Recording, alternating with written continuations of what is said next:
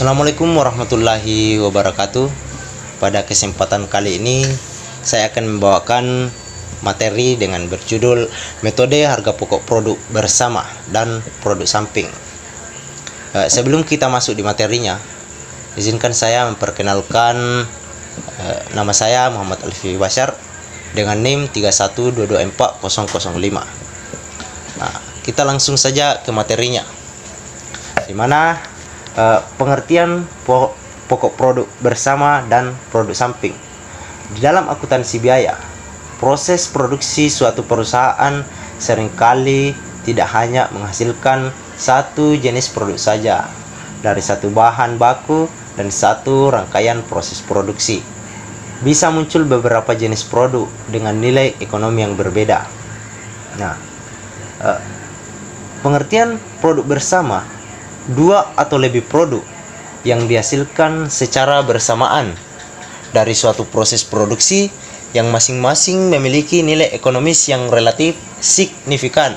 Dengan kata lain, tidak ada produk yang dianggap sebagai utama atau sekedar hasil tambahan, karena semuanya mempunyai nilai yang penting bagi perusahaan.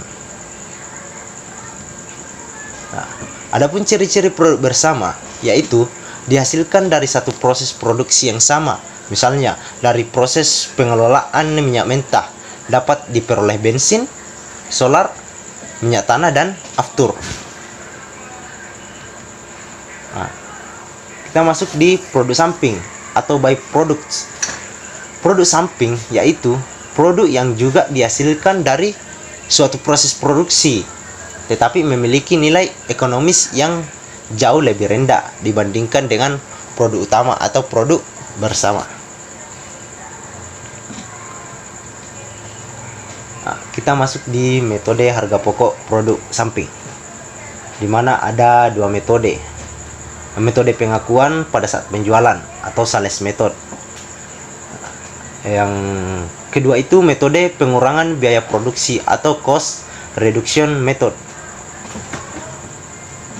Pada metode ini, produk samping tidak dicatat sebagai persediaan. Di metode ini juga, persediaan produk samping selain dua metode di atas, ada juga perlakuan di mana produk samping diakui sebagai persediaan dengan nilai tertentu, biasanya berdasarkan harga pasar atau biaya taksiran. Kita masuk di metode harga pokok produk bersama. Ada 4 metode, di mana yang pertama itu metode harga pasar atau market value method. Yang kedua itu metode unit fisik. Yang ketiga metode rata-rata, dan yang terakhir itu metode konstanta atau koefisien. Kita masuk di penerapan produk samping dan produk bersama. Penerapan metode harga pokok produk bersama dan produk samping dalam perusahaan. Produk bersama atau joint products, di mana ada contoh penerapannya industri minyak bumi. Dari minyak mentah dihasilkan bensin, solar, minyak tanah, dan LPG. Perusahaan biasanya memakai metode harga pasar, market value method, atau net realizable value atau disingkat dengan NRV, karena setiap produk punya nilai jual yang jelas di pasar. Yang kelima, produk samping atau byproduct samping, byproducts ya. Di mana contoh penerapannya itu industri gula, menghasilkan gula pasir dan molase atau produk samping. Yang kedua itu umumnya digunakan metode pengurangan biaya produksi, yaitu nilai molase dikurangkan dari biaya produksi gula sehingga harga pokok gula menjadi lebih rendah.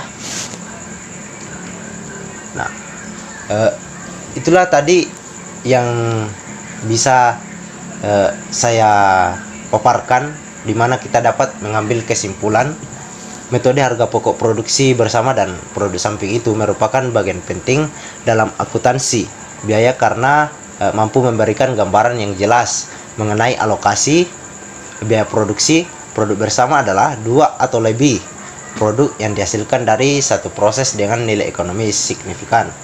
Nah, dan sedangkan produk samping merupakan hasil ikutan dengan nilai ekonomis relatif kecil namun tetap bermanfaat. Oke, itulah yang bisa kita ambil dari kesimpulannya. Lebih dan kurangnya mohon dimaafkan. Wallahu muafiq ila aqwamit thariq. Wassalamualaikum warahmatullahi wabarakatuh.